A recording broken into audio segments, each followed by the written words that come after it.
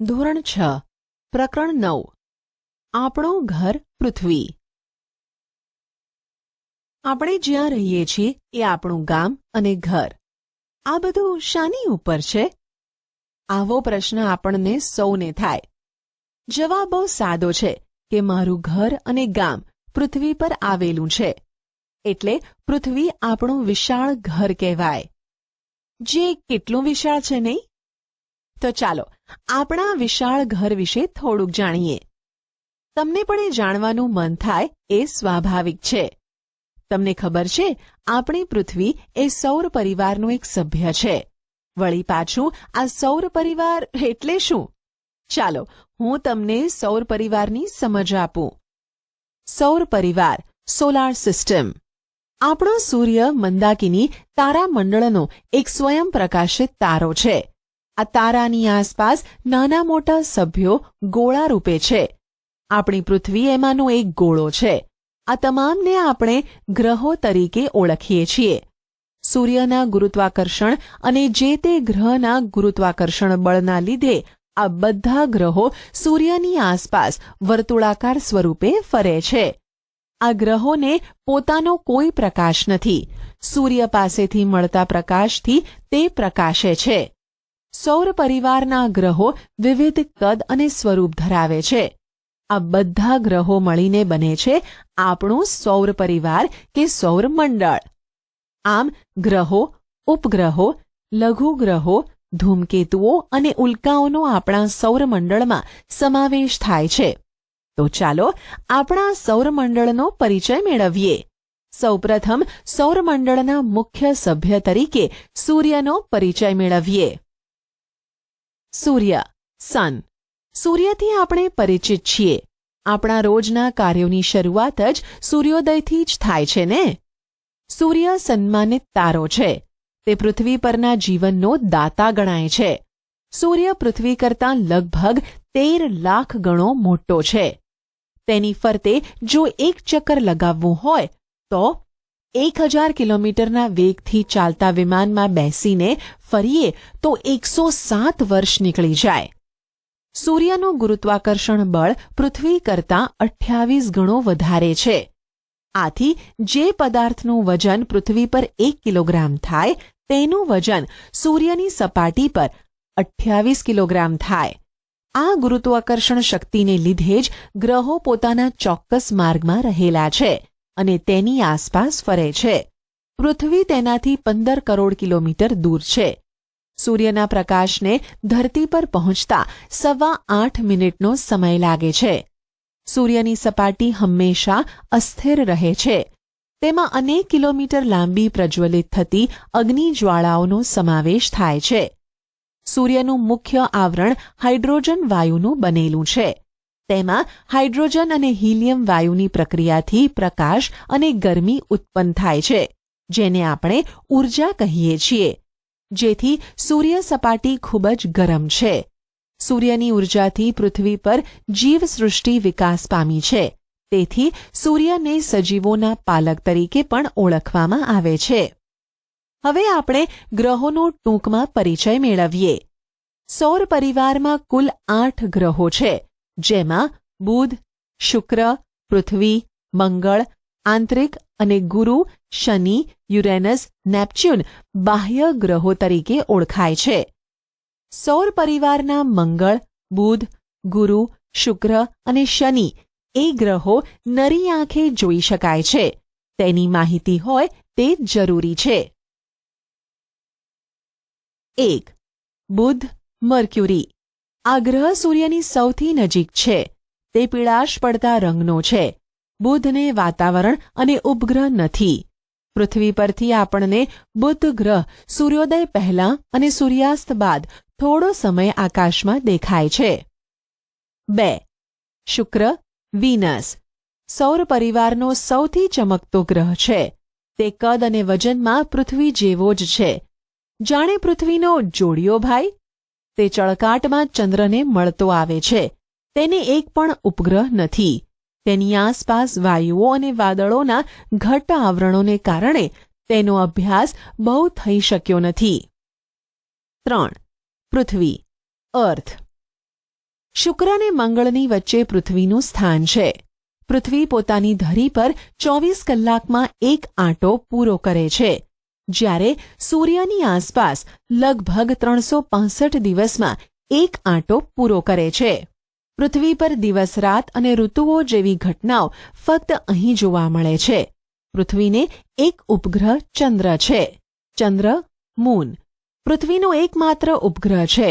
તેને પૃથ્વીની ફરતો એક આંટો પૂરો કરતાં તથા પોતાની ધરી ઉપર પણ એક આંટો પૂરો કરતાં આશરે 29.5 દિવસ લાગે છે. ચંદ્ર પર વાતાવરણ નથી. ચંદ્ર ઉપર પાણી અને વાતાવરણ ન હોવાથી તેના ઉપર જીવન નથી. ચંદ્ર પરપ્રકાશિત છે. ચંદ્રને સૂર્ય પ્રકાશિત કરે છે. ચંદ્રની સપાટી ઉપર ઉલ્કાપાત થતા હોવાથી તેની ઉપર ખૂબ વિશાળ મોટા ખાડાઓ પડી ગયા છે. અહીં મૃત જ્વાળામુખી આવેલા છે. 4. મંગળ, માર્સ. લાલ રંગનો સુંદર ચમકતો ગ્રહ છે. મંગળને આછું વાતાવરણ છે. મંગળ ઉપર ઋતુઓ પ્રમાણે પૃથ્વી કરતાં વધુ ઠંડી અને ગરમી પડે છે. તેને 2 ઉપગ્રહો છે. વૈજ્ઞાનિકો મંગળ પર જીવસૃષ્ટિ વિકસાવવાના પ્રયત્નો કરી રહ્યા છે. 5. ગુરુ, જ્યુપિટર. ગુરુ આછો પીળાશ પડતો સફેદ ગ્રહ છે. ગુરુની આસપાસ વાયુઓનું વાતાવરણ છે. આ ગ્રહ ખૂબ ઠંડો હશે એવું મનાય છે. તે સૌરમંડળનો સૌથી મોટો ગ્રહ છે. ગુરુને 79 ઉપગ્રહો છે, જેમાં પણ વૈજ્ઞાનિકોમાં મતાંતર જોવા મળે છે. આ મોટા ભીમકાય ગ્રહને દૂરબીનથી જોતાં ટપકાંવાળી સપાટી મનોહર લાગે છે. 6. શનિ, સેટર્ન. સૌર પરિવારમાં આ ગુરુ અને યુરેનસની વચ્ચે આવેલો છે. ગુરુ પછીનો મોટો ગ્રહ છે. નીલા રંગના તેજસ્વી વલયોથી સુંદર લાગે છે. વલયોના કારણે તે જુદો તરી આવે છે. આ વલયો માથામાં પહેરેલી પાઘડી જેવા લાગતા હોય. શનિને પાઘડીયો ગ્રહ પણ કહેવાય છે. શનિને 62 કરતાં વધારે ઉપગ્રહો છે. સૂર્યથી દૂર હોવાના કારણે સપાટીનું તાપમાન ઓછું છે. 7. યુરેનસ. પૃથ્વીથી એટલો દૂર છે કે તે સામાન્ય દૂરબીનથી દેખાતો નથી. સૂર્યનું તેજ પણ આછી ચાંદની જેવું છે. વિલિયમ હર્શલ નામના ખગોળશાસ્ત્રીએ 1781માં આ ગ્રહ શોધી કાઢ્યો હતો. આ ગ્રહ ખૂબ જ ઠંડો છે. 8. નેપ્ચ્યુન. આ ગ્રહ લીલા રંગનો છે. તેના વાતાવરણમાં મિથેન નામનો ઝેરી વાયુ છે. આ ગ્રહ પર પણ પૃથ્વીની જેમ ઋતુ પરિવર્તન થતું જોવા મળે છે. શું તમારે ગ્રહોના નામ સૂર્યથી તેના સ્થાન મુજબ યાદ રાખવા છે? તો આટલું જ બોલો. My very excellent mother just served us noodles. ઉલ્કા, meteors. કોઈ વાર તમે રાત્રે આકાશમાં તારા ખરતા હોય તેવું જોયું છે ને? હકીકતમાં તારા ખરતા જ નથી. અવકાશમાં ફરતા પથ્થરના નાના ટુકડા અથવા ગ્રહોના નાના ભાગો જે ઉલ્કા તરીકે ઓળખાય છે. આવા ટુકડા પૃથ્વીની નજીક આવતા ગુરુત્વાકર્ષણ બળના લીધે પૃથ્વી તરફ ખૂબ ઝડપથી ખેંચાઈ આવે છે. વાતાવરણમાં પ્રવેશતા ઘર્ષણના લીધે તે સળગી ઉઠે છે. આ વખતે આકાશમાં તેજ લીસોટો દેખાય છે. તેને આપણે તારો ખર્યો એમ કહીએ છીએ. કેટલીક પૂરેપૂરી ન સળગેલી ઉલ્કાઓ પૃથ્વી પર પડી મોટા ખાડા પાડી દે છે. મહારાષ્ટ્રનું કોયના સરોવર આવી ઉલ્કા પડવાથી જ બનેલું હોવાનું મનાય છે. સૌરાષ્ટ્રમાં ધજાળા પાસે આવી ઉલ્કા ખરી હતી, જેનું વજન 40 કિલોગ્રામ જેટલું હતું. નક્ષત્રો, કોન્સ્ટિલેશન્સ. વિશાળ અર્થમાં કોઈ પણ તારાઓનો સમૂહ અથવા એકલો તારો પણ નક્ષત્ર કહેવાય. કેટલાક તારાઓના સમૂહને કારણે તેનો ચોક્કસ આકાર તૈયાર થયો છે. આમાં ક્યારેક હંસ જેવો તો ક્યારેક ગરુડ જેવો દેખાય છે. અશ્વિની, રેવતી, વિશાખા, પુનર્વસુ, મૃગશીર્ષ, રોહિણી, પુષ્પ, આર્યા, સ્વાતિ જેવા તો કુલ 27 નક્ષત્રો આવેલા છે. આકાશમાં ચંદ્રની આસપાસ 2-3 નક્ષત્રો ઓળખવા ચંદ્રને જોતા રહેવું પડે. નક્ષત્રોને યાદ રાખવા મુશ્કેલ છે. પરંતુ વારંવાર જોવા અને સમજવાથી તે સહેલાઈથી યાદ રાખી શકાય છે. કેટલાક નામ તો શુભ કાર્યો સાથે યાદ રહી જાય છે, જેમ કે પુષ્ય નક્ષત્રમાં સોના ચાંદીની ખરીદી કરવામાં આવે છે. આ વાત થઈ આપણા સૌર પરિવાર એટલે કે સૌરમંડળની. તમારે હજી આપણા ઘર એટલે કે પૃથ્વી વિશે વધુ જાણવું છે ને? તો ચાલો. પ્રવૃત્તિ: તમારી નોટબુકમાં તમને ગમે તે તરફ સૂર્ય દોરો. ત્યાંથી શરૂ કરી સૂર્યમંડળ બનાવો અને સૂર્યમંડળ વિશે લખો. પૃથ્વીનું સ્થાન અને આકાર. આપણે સૂર્ય અને ચંદ્રને આથમતા જોઈએ છીએ. કેવા સરસ મજાના તેજસ્વી દેખાય છે ને? આપણી પૃથ્વી પણ આવો જ એક ગોળો છે. તેનો આકાર ગોળ છે. તે બંને ધ્રુવોથી થોડી ચપટી છે. કેટલાક અવકાશયાત્રીઓ ચંદ્ર ઉપર જઈ આવ્યા છે. તેમણે પૃથ્વીના ફોટા પણ લીધા છે. ચંદ્ર પરથી પૃથ્વી આકાશમાં મોટા ગોળા જેવી દેખાય છે. આપણે એક નાનકડા ગામ કે શહેરમાં રહીએ છીએ. વળી આપણે જે ભાગને જોઈ શકીએ છીએ તે પૃથ્વીનો ખૂબ નાનકડો ભાગ હોય છે. આ કારણે પૃથ્વી ગોળ છે તેવો ખ્યાલ આવી શકતો નથી. તમે ક્યારેય તૂટી ગયેલું માટલું જોયું છે? તેનો એક નાનકડો ટુકડો હાથમાં લઈએ તો આખે આખું માટલું ગોળ હશે એવો ખ્યાલ આવી શકતો નથી.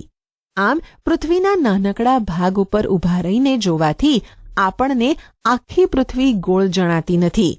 પરંતુ હવે અવકાશ અને ચંદ્ર પરથી લીધેલા ફોટોગ્રાફ ઉપરથી આપણે કહી શકીએ છીએ કે પૃથ્વીના ગોળ હોવા વિશે કોઈ શંકા રહી નથી. પૃથ્વી દડા જેવી ગોળ નથી, પણ તે નારંગી જેવી છે. પૃથ્વી ધ્રુવ પ્રદેશો આગળથી જરા ચપટી અને વિષુવવૃત્ત આગળથી થોડી ફૂલેલી છે. ધ્રુવ વૃત્ત કરતાં પૃથ્વીનો મધ્ય ભાગ મોટો છે. આપણે તો હવે પૃથ્વીનું ઘનફળ અને વજન પણ જાણી શક્યા છીએ. પૃથ્વીનો અભ્યાસ કરવા માટે પૃથ્વીના ગોળાનો સાધન તરીકે ઉપયોગ કરવામાં આવે છે. તેની ઉપર દુનિયાનો નકશો દોરેલો હોય છે. તેમાં ભૂમિખંડો, મહાસાગરો તથા મહત્વના વૃત્તોના નામ લખેલા હોય છે. પૃથ્વીનો ગોળો એ પૃથ્વીની નાની પ્રતિકૃતિ છે. પૃથ્વીના ગોળા પર તમે ઉત્તર ધ્રુવ અને દક્ષિણ ધ્રુવ બતાવી શકશો. પૃથ્વીના ગોળા પરથી પૃથ્વી એક તરફ નમેલી છે તે જાણી શકશો. ધ્રુવનો તારો, પોલ સ્ટાર. આકાશમાં એક તારો એવો છે કે જે હંમેશા આકાશમાં એક જ દિશામાં એક જ સ્થળે દેખાય છે. તો પછી એ તારાને શોધવો કે ઓળખવો કઈ રીતે? આ ધ્રુવના તારાને સપ્તર્ષિ તારકના ઝુમખાની મદદથી સરળતાથી શોધી શકાય છે. સપ્તર્ષિના આગળના બે તારાને જોડતી કલ્પિત રેખાની દિશામાં આગળ વધતા એક તેજસ્વી તારો તમને દેખાશે. બસ એ જ ધ્રુવનો તારો છે. દરિયાઈ સફર કરનારા કે રણમાં મુસાફરી કરનારા લોકો ધ્રુવનો તારો સહેલાઈથી શોધી કાઢે છે. એ તારો જે દિશામાં દેખાય તે દિશા ઉત્તર દિશા છે. આ તારો પૃથ્વીના ઉત્તર ગોળાર્ધમાં જ દેખાય છે. તેની સ્થિરતા અને પૃથ્વીના લગભગ ગોળ આકારને લીધે દક્ષિણ ગોળાર્ધમાંથી જોઈ શકાતો નથી. ઓપ્શન: દક્ષિણ ગોળાર્ધમાંથી જોઈ શકાતો નથી.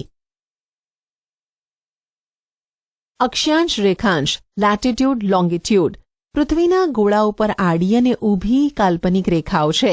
પરંતુ આ કલ્પિત રેખાઓ દ્વારા પૃથ્વીના કોઈ પણ સ્થળનું ચોક્કસ સ્થાન અને સમય જાણી શકાય છે. જમીન પર આ રેખાઓ હોતી નથી. આ રેખાઓ માત્ર નકશામાં જ જોઈ શકાશે. અક્ષાંશ.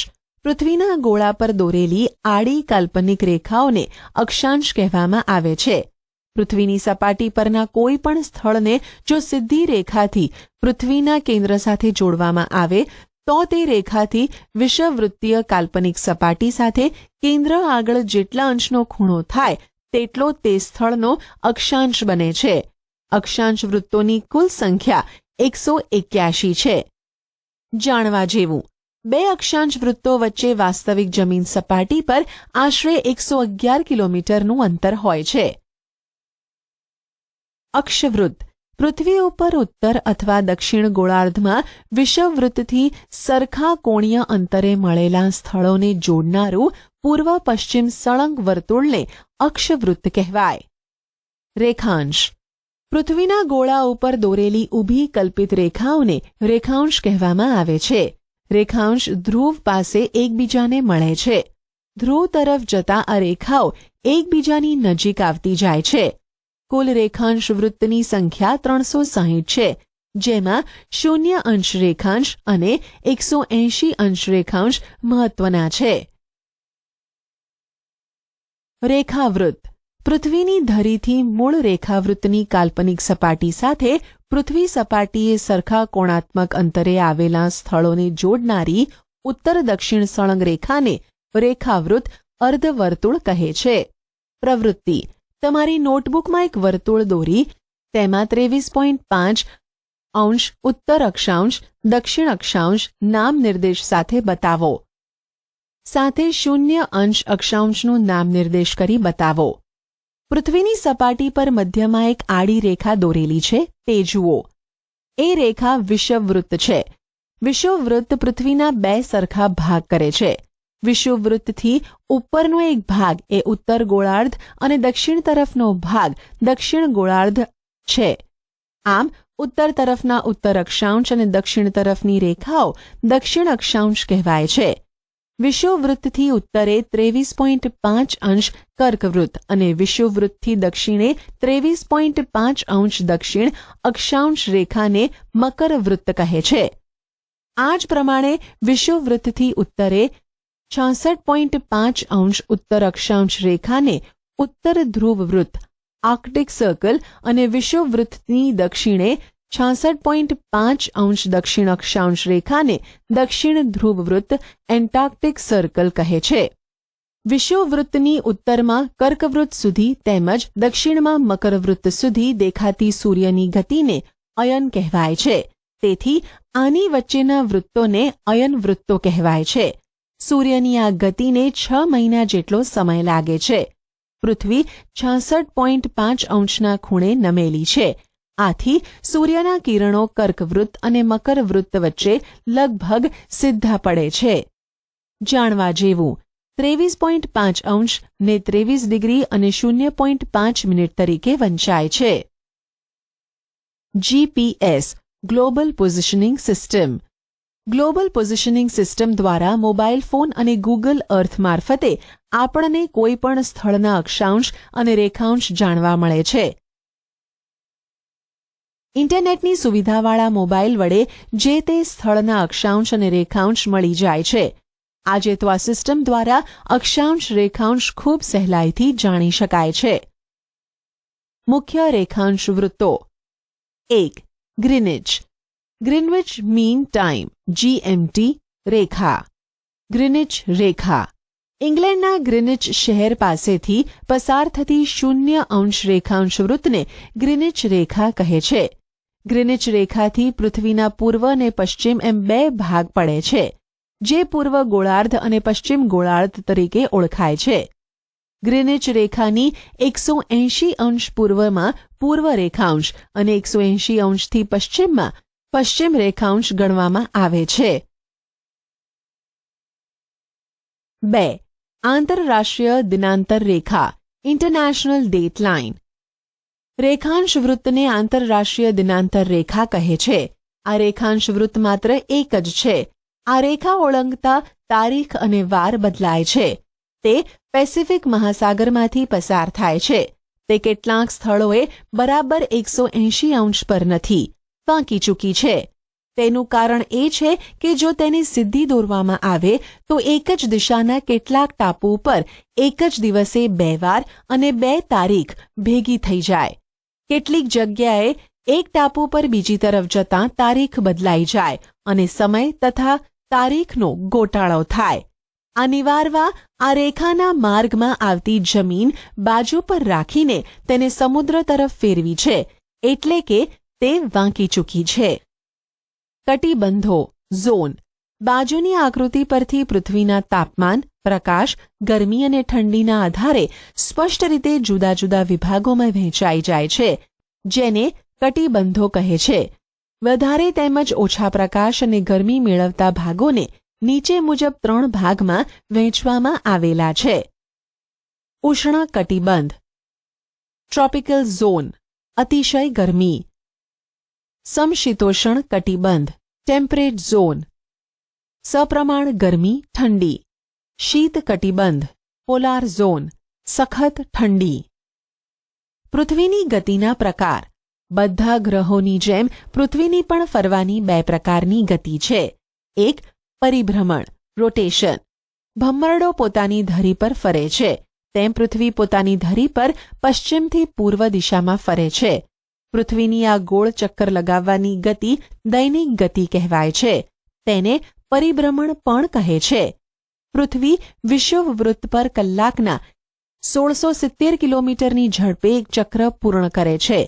આ ચક્ર પૂર્ણ કરતા 24 કલાક થાય છે. પૃથ્વીનો નારંગી જેવો ગોળાકાર બનાવવામાં આ ગતિએ મહત્વનો ભાગ ભજવ્યો છે. 2. પરિક્રમણ રિવોલ્યુશન. પૃથ્વી પોતાની ધરી પર ચક્કર લગાવવાની સાથે સૂર્યની આસપાસ પરિક્રમા કરે છે. આ પરિક્રમા પૂરી કરતાં પૃથ્વીને લગભગ 365 દિવસ લાગે છે. આ સમયગાળાને આપણે એક વર્ષ કહીએ છીએ. અવકાશમાં પૃથ્વીને સૂર્યની આસપાસ ચક્કર લગાવવાનો એક કાલ્પનિક માર્ગ નક્કી થયેલો છે જે કક્ષા ઓર્બિટ તરીકે ઓળખાય છે. આ સાથે પૃથ્વી વર્તુળાકાર નહીં પરંતુ લંબગોળાકાર કક્ષામાં ફરે છે. વર્ષભર પૃથ્વી અને સૂર્ય વચ્ચેનું અંતર સરખું હોતું નથી.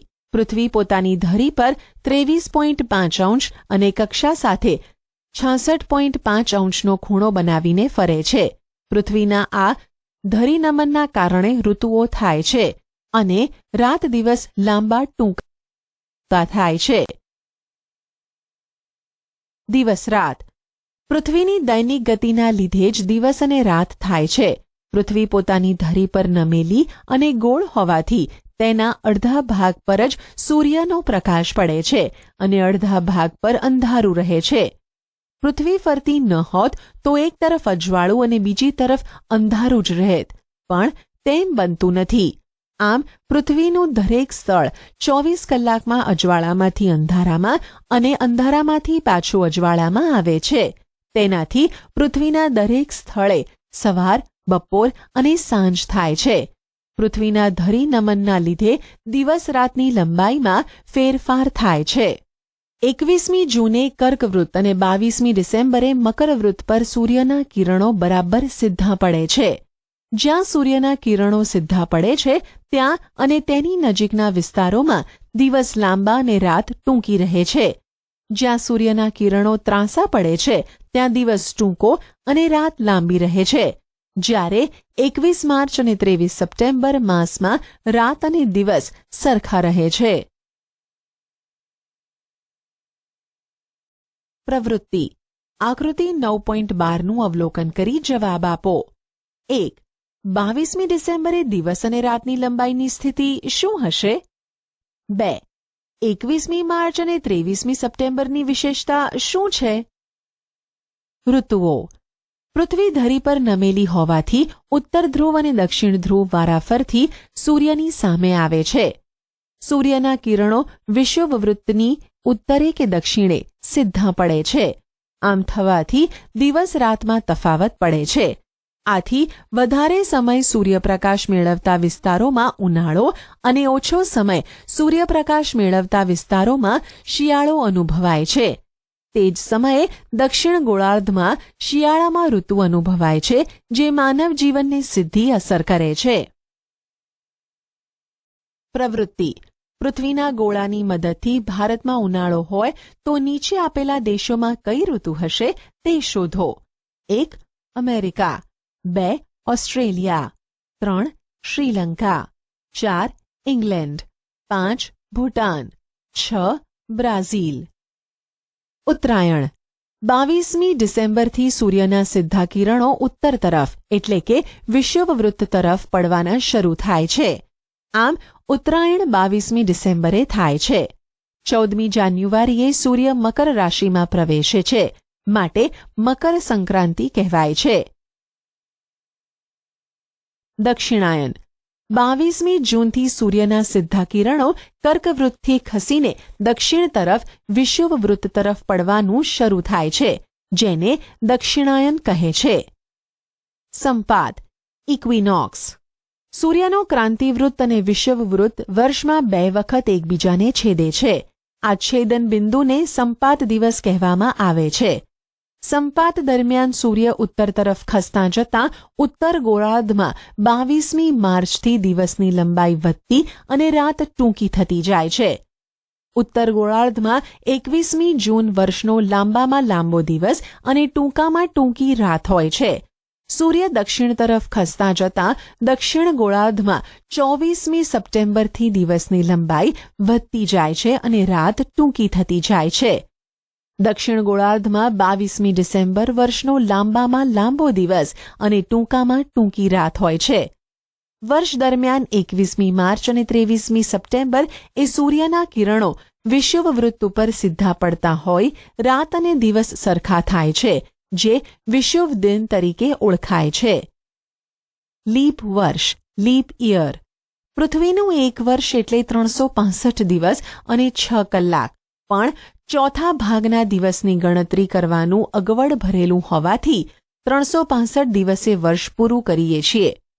બાકી બચેલા 6 કલાક દર 4 વર્ષે ફેબ્રુઆરી મહિનામાં એક દિવસ વધારીને એટલે કે 28 દિવસને બદલે 29 દિવસ કરી સરભર કરીએ છીએ. તે વર્ષને લીપ વર્ષ કહીએ છીએ. પ્રવૃત્તિ. આપના શિક્ષકની મદદથી લીપ વર્ષની ગણતરી કેવી રીતે થાય છે તે વિગતો જાણો. ગ્રહણ, એક્લિપ્સ. આપણને સૂર્ય અને ચંદ્ર તરફથી પ્રકાશ મળે છે. સૂર્ય સ્વયં પ્રકાશિત છે અને ધગધગતો ગોળો છે. ચંદ્ર પરપ્રકાશિત છે, જે સૂર્યના પ્રકાશથી પ્રકાશિત છે. જુદા જુદા દિવસે પૃથ્વી તરફ પ્રકાશિત ભાગ દેખાય છે. કોઈ કારણથી સૂર્યનો અમુક ભાગ દેખાતો બંધ થાય તેમજ પૂર્ણચંદ્રનો અમુક ભાગ ન દેખાય કે ક્યારેક આખે આખો ચંદ્ર દેખાતો બંધ થાય ત્યારે ગ્રહણ થયું એમ કહેવાય. સૂર્યગ્રહણ, સોલાર એક્લિપ્સ. ચંદ્ર પૃથ્વીની વધુ નજીક છે, તે પૃથ્વીની આસપાસ ફરે છે. ક્યારેક તે ફરતી વખતે સૂર્ય અને પૃથ્વીની વચ્ચે આવી જાય છે. આ વખતે ચંદ્રના અંતરાયથી સૂર્ય દેખાતો બંધ થાય છે. આ ઘટનાને આપણે સૂર્યગ્રહણ કહીએ છીએ. ચંદ્ર સૂર્ય કરતાં નાનો હોવાથી તે સૂર્યને સંપૂર્ણ ઢાંકી શકતો નથી. આ કારણે આખી દુનિયામાં સૂર્યગ્રહણ એકસાથે જોઈ શકાતું નથી. સૂર્યગ્રહણ અમાસે થાય છે, પરંતુ દર અમાસે આ ઘટના બનતી નથી. ચંદ્રગ્રહણ, લ્યુનાર એક્લિપ્સ. ચંદ્રને સૂર્ય તરફથી પ્રકાશ મળે છે, તેથી ચંદ્ર તરફ જતા સૂર્યના કિરણોના વચ્ચે પૃથ્વીનો અવરોધ આવે એટલે ચંદ્રના એટલા ભાગમાં અંધકાર રહે. ટૂંકમાં પૃથ્વીના એટલા ભાગનો પડછાયો ચંદ્ર પર પડે છે. આ ભાગ આપણને દેખાય નહીં, જેને ચંદ્રગ્રહણ કહેવાય છે. આવી ઘટના પૂનમની રાતે જ થાય છે, પરંતુ દર પૂનમે આવી ઘટના બનતી નથી.